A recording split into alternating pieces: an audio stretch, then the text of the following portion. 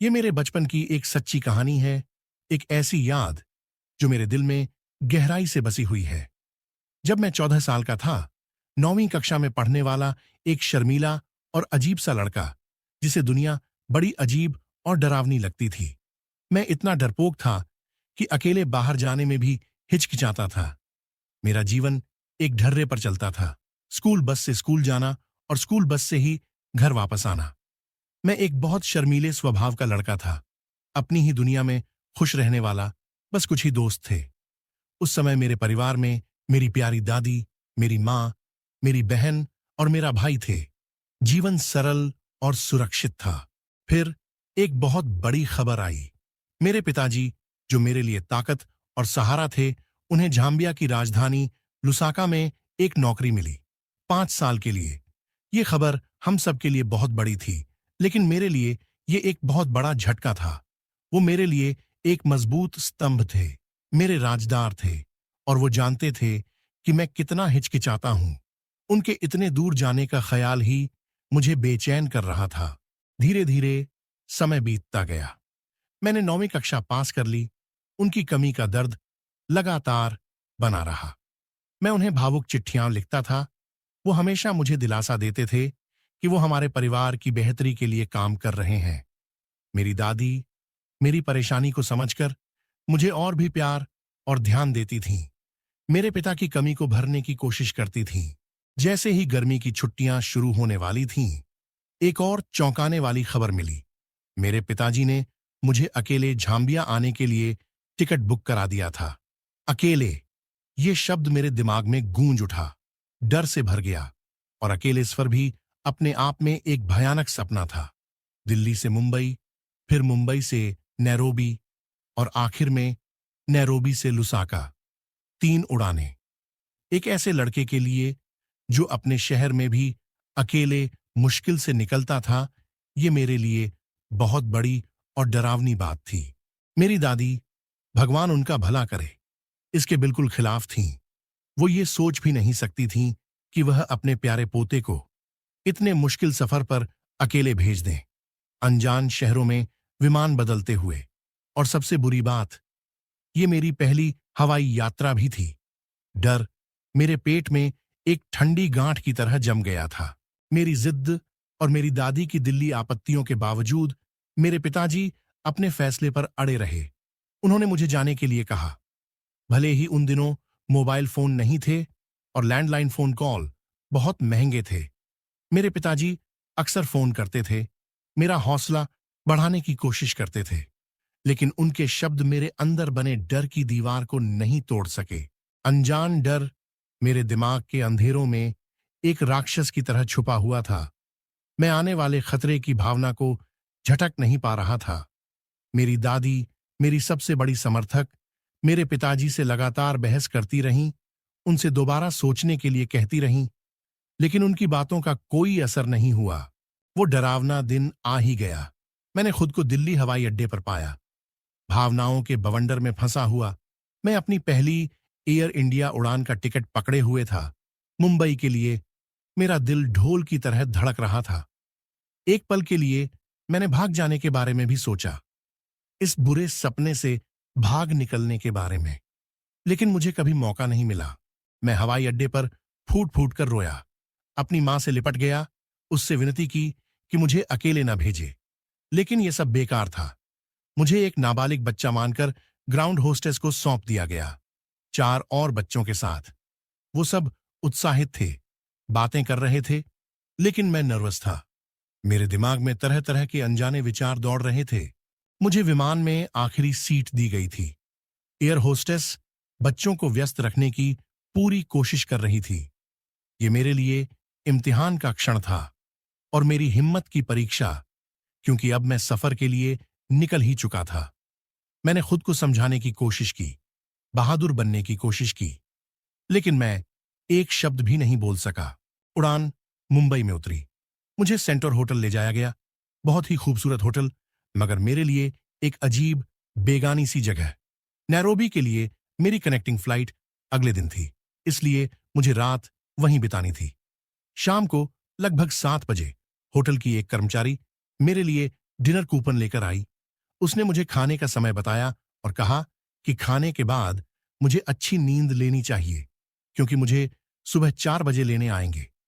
ये मेरी पहली अंतर्राष्ट्रीय उड़ान थी।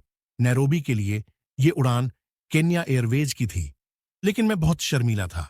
इतना परेशान था कि मैं डाइनिंग हॉल में जाने तक की हिम्मत नहीं जुटा सका। मैं अपने कमरे में ही रहा, कुछ नमकीन और बर्फी ही खा ली, जो कि मेरे बैग में पैक थी।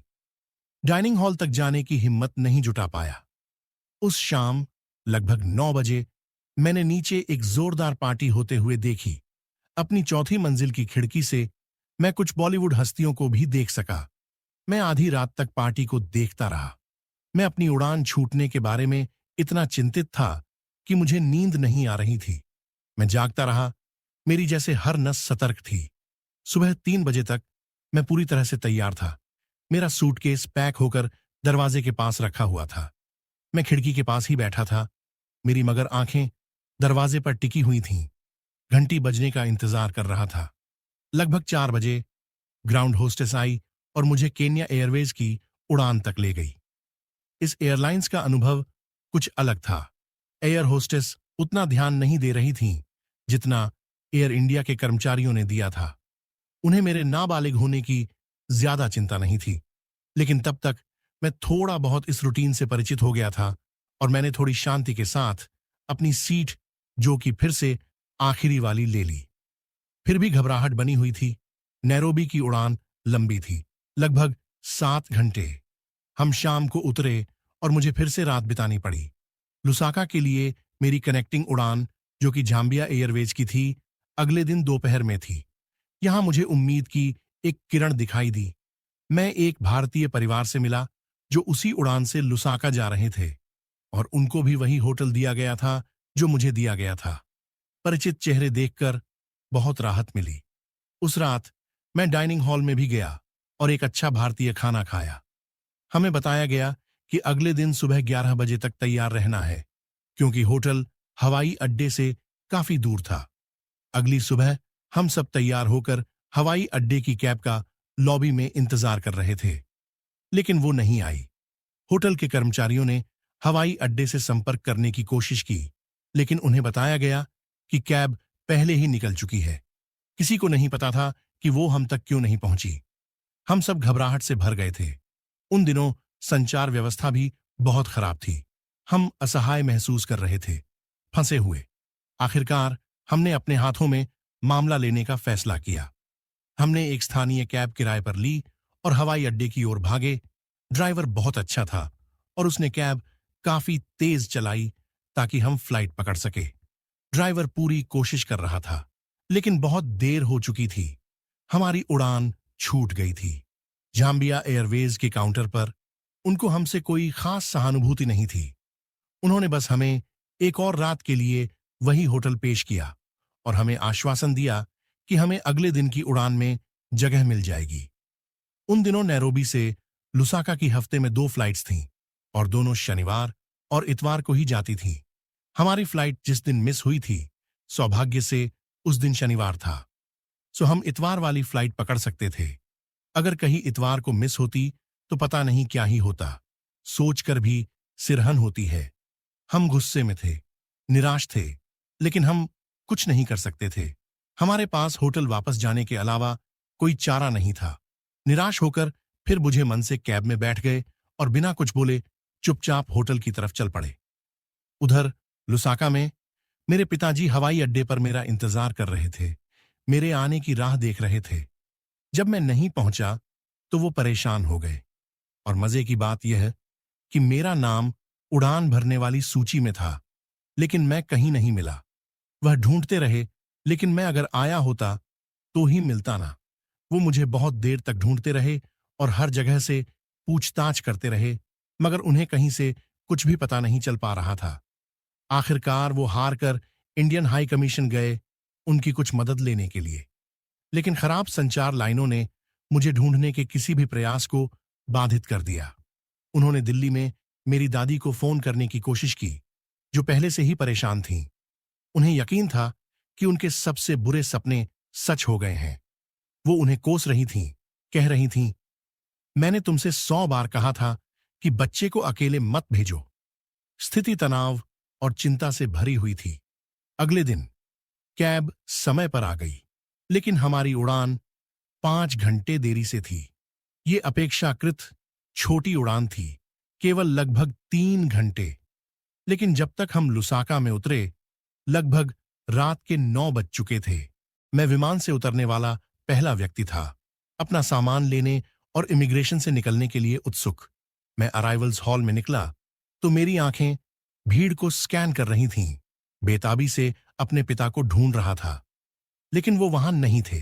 मैंने हर जगह देखा, मेरा दिल हर पल डूबता जा रहा था। थका हुआ और निराश मैं पास की एक बेंच पर धम्म से बैठ गया। मेरी आंखों में आंसू भर आए। मैं खोया हुआ और अकेला महसूस कर रहा था, एक विशाल अनजान देश में एक छोटा डरा हुआ लड़का। मैं जोर जोर से रोना चाहता था। अचानक एक आदमी मेरे पास आया। क्या तुम भारतीय हो? उसने पूछा। मैंने सिर हिलाया। उसने मुझसे पूछा कि क्या हुआ है, मैं यहां अकेला क्यों बैठा हूं। जैसे ही मैंने उसे अपना नाम बताया, उसका चेहरा खिल उठा। ओह, उसने कहा, तुम्हारे पिताजी तुम्हें कल से ढूंढ रहे हैं। वो मेरे दोस्त हैं। उन्होंने मुझसे उनके साथ चलने के लिए जोर दिया। मेरे पास उनके साथ चलने के अलावा और कोई चारा भी नहीं था। डरते डरते मैंने उनकी बात मान ली और उनके साथ चल पड़ा। 30 मिनट की ड्राइव के बाद हम एक सुनसान फार्म हाउस पहुंचे, जो बड़े खतरनाक कुत्तों से घिरा हुआ था। डर ने मुझे जकड़ लिया। मन में तरह तरह के ख्याल आ रहे थे। क्या मुझे अगवा कर लिया गया था? क्या ये आदमी मुझे नुकसान पहुंचाने वाला था? मेरा दिमाग भयानक संभावनाओं से भर गया। मैं खुद को तैयार करने लगा, जरूरत पड़ने पर लड़ने के लिए। उन्होंने मुझे खाना दिया, लेकिन मैंने उसे मुश्किल से ही छुआ। शक था कि उसमें नशीली दवाइयां मिली हो सकती हैं। फिर उन्होंने मुझे एक कमरा दिखाया जहां मैं आराम कर सकूं, यह कहते हुए कि मेरे पिताजी को आने में कुछ घंटे लग सकते हैं। मैं कमरे में गया और दरवाजा बंद कर लिया, लेकिन मैं सोया नहीं। मैं जागता रहा, हर इंद्रिय सतर्क, गेट पर नजर रखता रहा, अपने पिताजी की गाड़ी की हेडलाइट्स का इंतजार करता रहा। यह डर और अनिश्चितता अनंतकाल जैसा महसूस हो रहा था। उसके बाद लगभग 3:30 पर रात के सन्नाटे में एक कार का हॉर्न गूंजा। भले ही बाहर घोर अंधेरा था, मेरी आंखें बोझिल और थकी हुई थीं, मगर फिर भी पिताजी की इंतजार में एक पल के लिए भी बंद नहीं हो रही थी। मेरी आंखें उस कार की हेडलाइट्स को चीरकर कार के स्टीयरिंग पर बैठे इंसान को पहचानने की कोशिश लगातार कर रही थी, और आखिरकार मेरी आंखों ने वो देख ही लिया जिसके कारण ये पथरा चुकी थी। वो मेरे पिताजी ही थे। मुझ में खुशी की एक लहर छा गई, इतनी तीव्र कि मैं लगभग बेहोश हो गया। आप कल्पना भी नहीं कर सकते उस राहत की, उस परम आनंद की जो मेरे पूरे अस्तित्व में भर गया। यह एक बोझ की तरह था। डर का एक कुचलने वाला बोझ अचानक उठ गया। उसकी जगह उम्मीद की एक जबरदस्त भावना ने ले ली। मेरा दिल मेरे सीने में उछल पड़ा और मैंने ऊर्जा की एक ऐसी लहर महसूस की जो मुझे नहीं पता था कि मेरे अंदर थी। मैं भागा। मैं सचमुच फार्म हाउस से बाहर उड़ गया। मेरे नंगे पैर जमीन पर धड़क रहे थे। मुझे अब कुत्तों की भी परवाह नहीं थी। मेरा एकमात्र ध्यान मेरे पिताजी पर था, और वहां वो थे, अपनी गाड़ी के पास खड़े, उनका चेहरा चिंता और राहत से उकेरा हुआ। जैसे ही मैं उनके पास पहुंचा, मैं खुद को उनकी बाहों में झोंक दिया, पूरी ताकत से उनसे लिपट गया। मैंने उन्हें इतनी कसकर गले लगाया, अपना चेहरा उनके सीने में छुपा लिया। उस पल में अंधेरे और रात के सन्नाटे से घिरा हुआ मैंने खुद को पूरी तरह से सुरक्षित, पूरी तरह से निश्चिंत, आखिरकार घर जैसा महसूस किया। सारा डर, सारी चिंता, सारा अकेलापन पिघल गया। ये दुनिया की सबसे अद्भुत भावना थी। यह सिर्फ एक कहानी नहीं है, ये मेरे जीवन का एक सच्चा अनुभव है। मुझे उम्मीद है कि आपको इसे सुनकर उतना ही मजा आया होगा जितना मुझे इसे बताने में आया। जल्दी मिलते हैं एक और सच्ची और आप बीती कहानी लेकर।